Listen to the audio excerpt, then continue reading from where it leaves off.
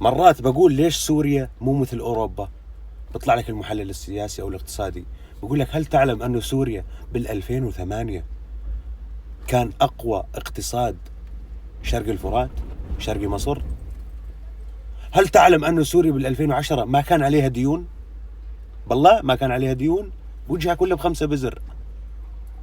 ما كانش عليها ديون لويش؟ إذا فيها نفط وفيها غاز وفيها تجارة وصناعة وبصنع جرابات لحمية وعلوش مدحبر وكازوز وكل شيء فيها. خلينا نقيسها بهولندا. هولندا لا بتصنع ولا بتورد ولا بتصدر، بزرعوا ورد هولندا وعايشين من وراء الورد، وهذا هم عندهم سيارات وطرقاتهم ولا أجمل طرقات بالعالم، والشعب مرفه، والولد اللي عمره 18 سنة بتلاقي بيطلع له بيت وسهل جدا يشتري سيارة وعنده راتب من الدولة وكل شيء. شو الفرق بين هون وهون؟ تعرف السيارة هاي هون قديش حقها؟ حقها $3000. عندنا بسوريا قديش حقها؟ حقها 25-20 ألف. بيطلع لك نفس المحلل الاقتصادي أو السياسي بقول لك هل تعلم أن الصادرات والواردات وجذر وفوتك بالجذر وبالمذر ومثل استاذ الرياضيات؟ لا حبيبي، الناتج انك حرامي انت وربعك. ليش تكذب؟ ليش شو بتبعد سوريا عن لبنان؟ السيارات رخيصة بس بتفتلوا 100 شغلة و100 قصة وبتضحكوا على الناس وبتاخذوا منها ضرائب وشحن وما بدري شو، وهي السيارة حقها 3000. والله العظيم يا زلمة هون الشعب طلع شلون عايش، شلون عايشين. تطلع على الشعب السوري اللي وينه عايش هاي العيشة. هسه بقول لا تقول لي انه والله كان كل مواطن سوري قدام بيته 3 سيارات. مين اللي كان قدام بيته 3 سيارات؟ أنا ليش منيش سوري؟ شو أني بيزنطي؟ أنا سوري. مرة اشتريت ماتور، اتدينت من 3 أشخاص لحتى قدرت اشتري ماتور واشتغل. طبعا لا تفكرش اني ما بشتغلش.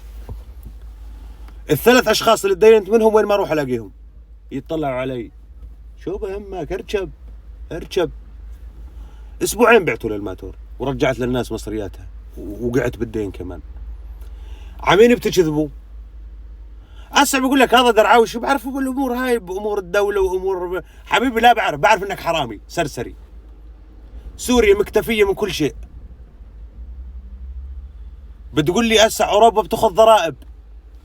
خذوا ضرائب من الناس.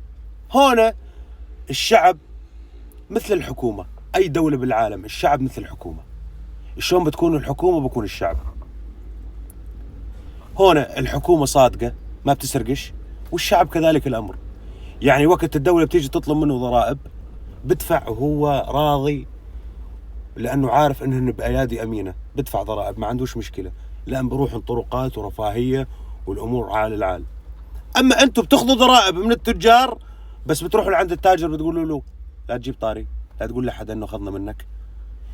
يعني كلكم حراميه ببعضكم والله العظيم. لعاد سوريا شو ناقصها ما تكون هيك. يا زلمه تطلع على دمشق، في صوره لدمشق بالستينات ما بعرف بالخمسينات، متطورة أكثر من اليوم، أكثر من 2010. لا نقول تكذب على بعضنا. هسه بقول لك هذا قاعد بأوروبا حبيبي. شو قاعد بأوروبا؟ طلعنا من الطفر. شو بدي أقعد وين اروح العاد؟ ليش ظل مي، ظل خبز، ظل كهرباء؟ ما ظل شيء. تنفس اصطناعي ما ظل. اللي بتطل بوجهه بصلحك بقص على عينك. نفس المحلل الاقتصادي او السياسي اللي بيلمع وبدلس وهو مو طالع له شيء، اخر المقابله يمكن يعطوه 500. هذا اللي بيستر عليهم على طول، بفوتك ما بعرف من وين، بيطلعك ما بعرف من وين، انه انت امورك بخير وسوريا كانت بال2000 وما بعرف قديش دخل المواطن مكتفي. ما بعرف حبيبي شو مكتفي. كنتوا تعطونا السكر البون هذا الاحمر، هذا اللي كان يجي من الدوله سكر. ضاربينك مني بالمدرسه، بقول لك والله المدارس ببلاش. كل الدنيا المدارس ببلاش حبيبي.